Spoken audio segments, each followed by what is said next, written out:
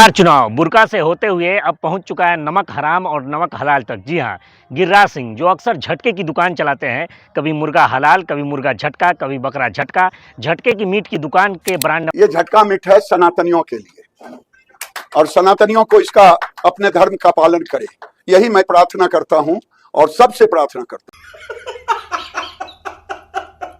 Mister हैं गिरिराज सिंह, उन्होंने ताजा बयान दिया है और उन्होंने कहा है जो किसी के उपकार को ना उपकार माने उसको नमक हराम क्या बोलते हैं?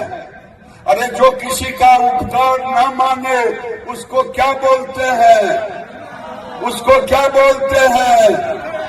मैंने कहा मौलवी साहब, मुझे नमक हरामों का वोट नहीं चाहिए। कि जो मोदी जी को वोट नहीं करता है, जो भारतीय जनता पार्टी को वोट नहीं करता है, वो नमक हरामी करता है और इसलिए उन्होंने टारगेट किया एक खास समुदाय को। लेकिन अगर उनकी बातों को सही मान लिया जाए तो सवाल इस बात का है कि सबसे बड़ा नमक हराम कौन है, देश के साथ सबसे बड़ा नमक हरामी किसने किया है। गिरिराज सिंह ये बात कहते हुए भूल गए कि अगर लोकतंत्र के अंदर जो सरकार जनता के मत से चुनी जाती है और जनता के सेवा के लिए चुनी जाती है, वो जनता के राजा नहीं है बल्कि वो जनता के नौकर हैं और जनता के ही दिए हुए पैसे से काम कर रहे हैं। फिलहाल उस पर बात करने से पहले एक सवाल मैं पूछना चाहूँगा गिरिराज सिंह से कि गिरिराज सिंह जी ने स्नातक किया, उससे पहले जाहिर सी बात है कि आपने हाई स्कूल भी किया होगा, उससे पहले जाहिर सी बात है कि आपने 5वीं पास किया होगा। अरे बाप रे, ये तो धोती खोल रहा है। और उस वक्त बिहार में अगर किसी की सरकार थी तो वो कांग्रेस की सरकार थी। बिहार में कांग्रेस के बनाए हुए विद्यालय में आप शिक्षा ग्रहण करते हैं, बिहार में कांग्रेस के बनाए हुए महाविद्यालय मगध विश्वविद्यालय से आप स्नातक करते हैं और उस विश्वविद्यालय से पढ़ाई करने के बाद उसी कांग्रेस की बुराई करते हुए आप नजर आते हैं। बड़े खतरनाक लोग हैं क्या? बिहार में जो सड़कें बनी हुई थी वो कांग्रेस के कार्यकाल में बनी हुई थी, उसी कांग्रेस की आप बुराई कर रहे हैं। बिहार के अंदर जो कुछ आपके पेट में अनाज जाता था कांग्रेस के कार्यकाल में जाता था, जो नमक खाते थे वो कांग्रेस के कार्यकाल में खाते थे। तो क्या आप नमक हराम नहीं हुए अगर आपकी बातों मान ले?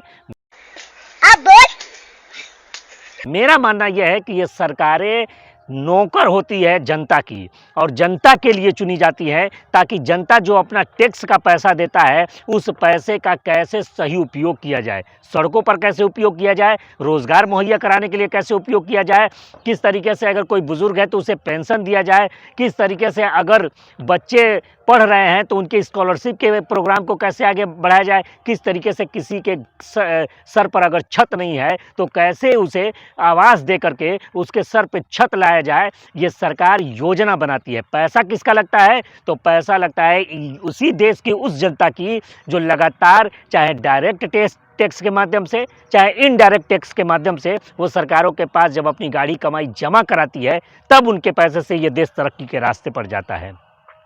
तो गिरिराज सिंह ने ये बयान दिया और बयान देने के बाद वो ऐसे शो कर रहे थे कि जैसे मोदी जी इस देश की जनता पर बहुत बड़ा उपकार कर रहे हैं, इस देश के लोगों के ऊपर बहुत बड़ा एहसान कर रहे हैं। और बिल्कुल पूरे भारतीय जनता पार्टी की, चाहे बिहार हो चाहे कोई भी प्रदेश हो, यही मानसिकता है। क्यों? क्योंकि इसलिए अगर ये मानसिकता ना होती, अगर एहसान जताने की मानसिकता ना होती, वो अगर ये याद रखते कि हम देश की जनता के नौकर हैं, राजा नहीं, तो वो 5 किलो राशन अगर देते हैं तो उस पर भी अपना खूब बढ़िया वाला फोटो नहीं छपवाते।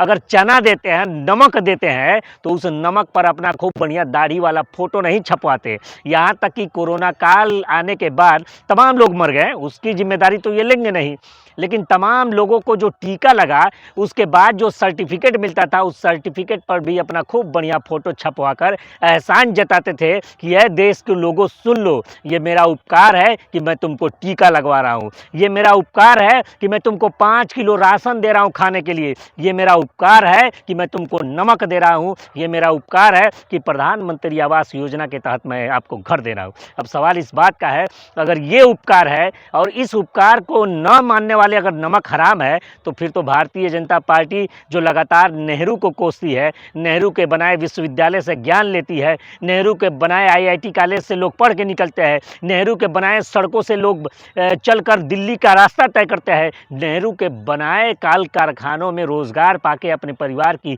जीविका चलाने वाले लोग भी आज नेहरू को गालियां देते हैं। तो सवाल इस बात का है कि नमक हराम कौन है?